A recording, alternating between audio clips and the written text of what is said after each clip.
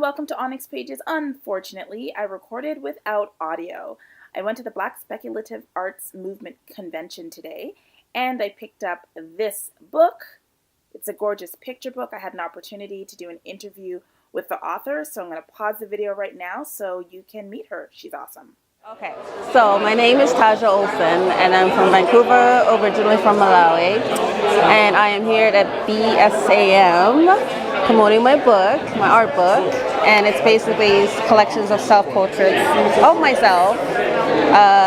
So what I do is I paint myself representing different goddesses and queens and warriors. And I do everything by myself, apart from the photography, but costume, my hair, and everything. And I'm represented in New Orleans, and I have some work in Seattle. And I exhibit, and that's what I do. Cool. And so you make this art yourself? So these were just for fun, and I've started. It's leather. It's recycled leather.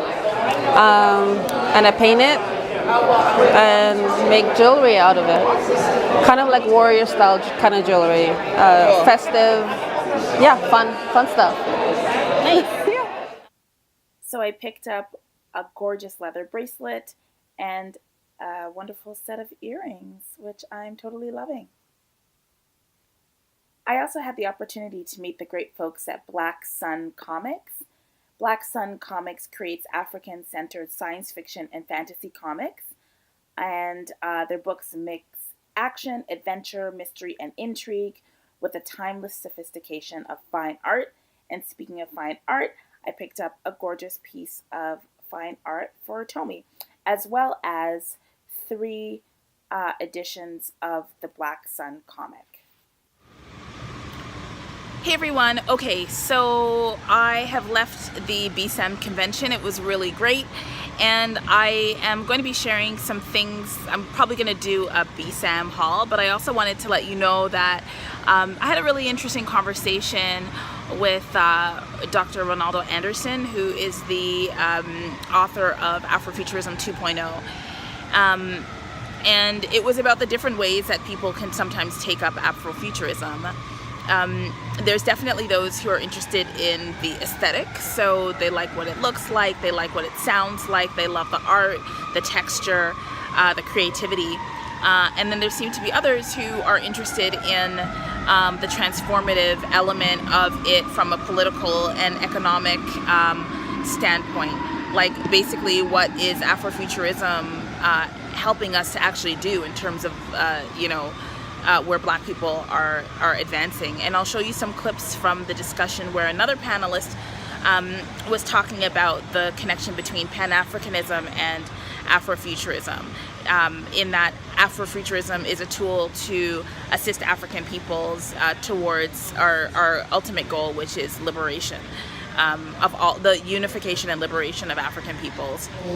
Afrofuturism on a conceptual and practical level is a tool to free people's minds from the box created by what we call the system or white supremacy or capitalism, to develop a concept of the future that is liberating, that is respectful of African or Black humanity, that allows our creative genius as a people to flow, to benefit not only our community but the whole world. So my concept of Afrofuturism is, yes, there's definitely the educational component, but there's also the liberating force within it, because it encourages us as Black people or African people to use our creative genius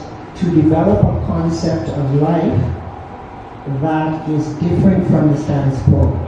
So I see that as very liberating, and as the sister said, there is a healing component in it, in that we're free to think, we're free to conceive of different ideas, and share those ideas with other people.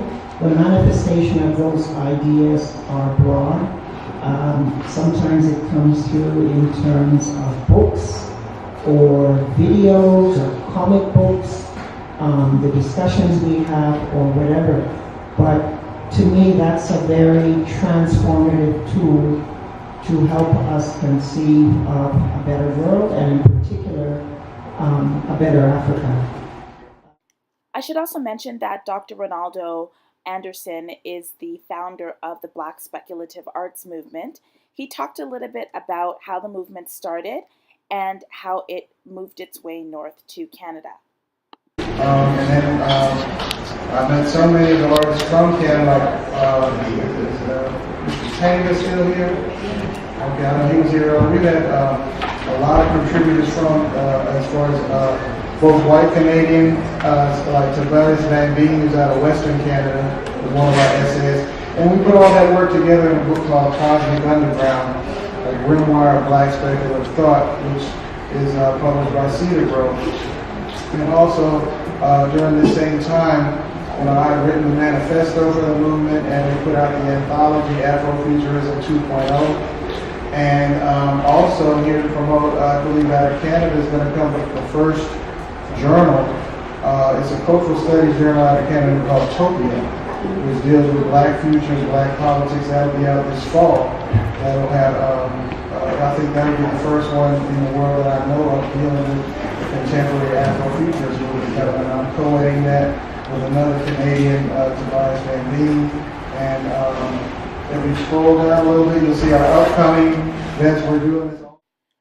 Also on the panel was a representative from Stolen from Africa, which started out as a t-shirt campaign in 2004 and over the years has morphed into an organization that provides educational resources for African youth in Toronto. And the representative was talking about the Baobab Project, which invited young Black youth across the GTA to explore the theme of what Stolen from Africa actually means using multimedia arts. She talks about this inspiring project.